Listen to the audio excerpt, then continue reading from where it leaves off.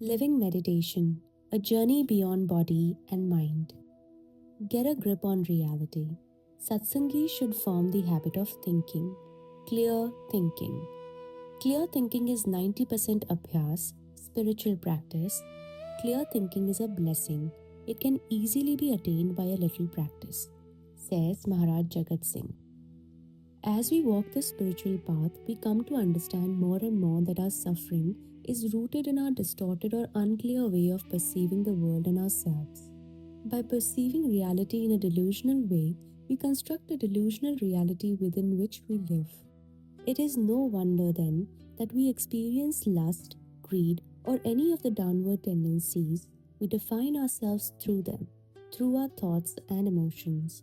Deluded as we are, we identify our very being with our anger, lust, greed, attachments, and our ego.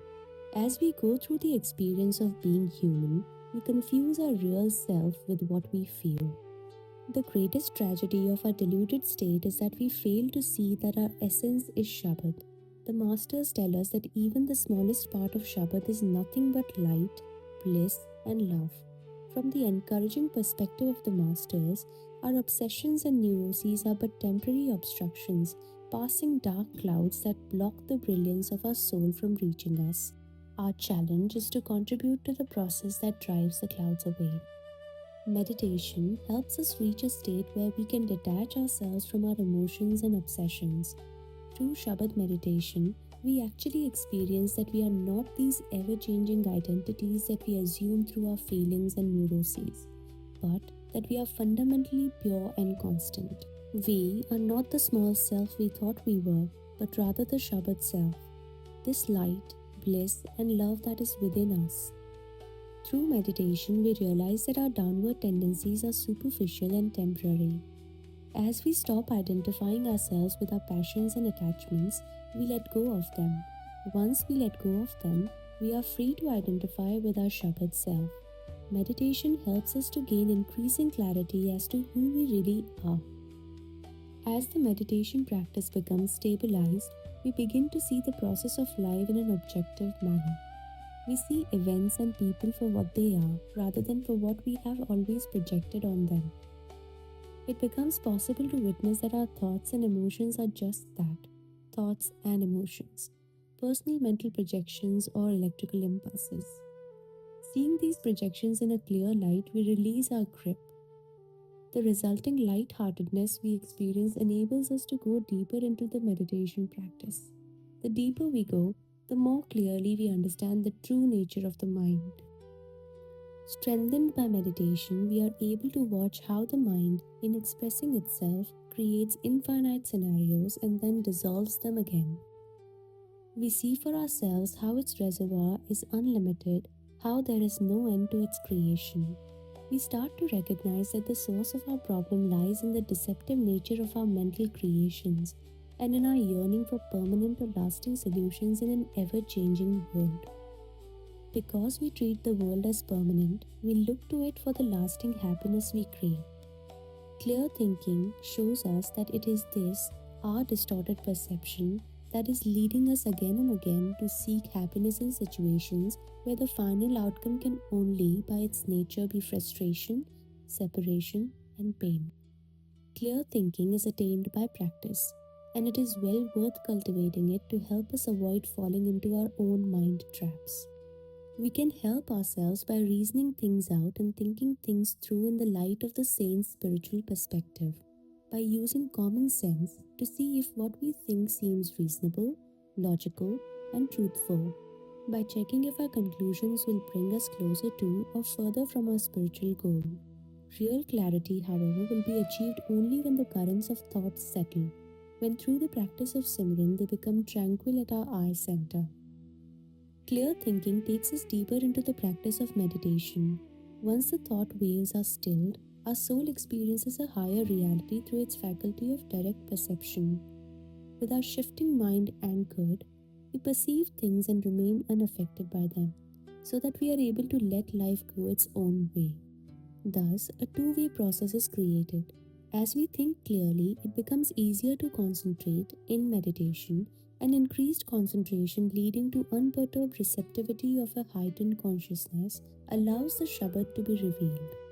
If the doors of perception were cleansed, everything would appear as it is infinite. A quote by William Blake. To be able to keep our attention at the eye center, it is critical that at the time of meditation we let go of many things that may otherwise demand our attention. It is critical that we remind ourselves that it is our perception of events and other people that affects us. It is our perception of life that makes us suffer rather than the people and things themselves. If we are able to realize this fact and let go of our obsessions, then it becomes easier for us to achieve better concentration in our meditation practice. The one strengthens the other. This is why it is crucial that we put full effort into exercising control over our thoughts. With clear thinking, we see that many of our preoccupations that prevent us from doing Simran are not worth pursuing. They are personal, based on our own misconceptions, and have no lasting relevance. For instance, our impulse to blame circumstances or people is a self-deception. We realize that events or people don't hurt us. It is how we view the world that makes us feel hurt. Events are impersonal. Others are not to blame. It is our own perception that is at fault. What others think or say about us is not in our control. People's opinion are their own, so we shouldn't let our meditation be perturbed by them. People may not be what we wish them to be, since each and every person has to go through his or her own personal and individual drama. Given the law of karma, therefore, it is foolish to think we can bend or shape other people to suit our own life's drama. In words of Epictetus, open your eyes, see things for what they really are, therefore sparing yourself the pain of false attachments and avoidable devastation. Events such as beginning or ending a relationship, power struggles at our place of work or seva, getting ill, becoming rich or poor, none of these is under our control. Most of these events were already determined and charted out before we were born by our own actions in previous births. We would derive far more benefit if we worked to control our thinking instead of trying to control events, people, or circumstances. What would we gain if we were to control the whole world but could not control ourselves? The fact is that we don't have a choice regarding many things that happen to us, but we do have the choice as to how we react to them. Will we react in a positive manner? This choice can be ours. Will we turn our attention towards our inner life? If so, what will we choose there? We have the choice to choose Simran or to occupy ourselves with inner chatter. Will we let go of our apparent need to be entertained ad nauseum by our own thoughts and dreams? We have the choice to cultivate receptivity to the sound. Will we give our time to our meditation practice? We have the choice to calm our mind, to cultivate clear thinking, to choose a path of inner happiness and inner freedom. Will we keep working with ourselves to strengthen our Simran? What will we choose? In words of Epictetus, happiness and freedom begins with a clear understanding of one principle. Some things are within our control and some things are not.